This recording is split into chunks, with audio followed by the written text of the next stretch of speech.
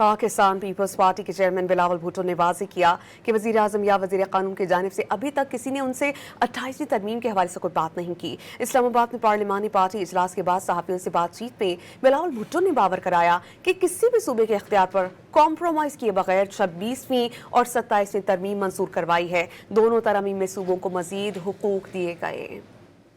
जो इख्तियार है, जो हुकूक है, वो हमने कॉम्प्रोमाइज किए बगैर 26th अमेंडमेंट और 27th अमेंडमेंट पास की, बल्कि हमने जो सूबे के स्पेस है, जो सूबे को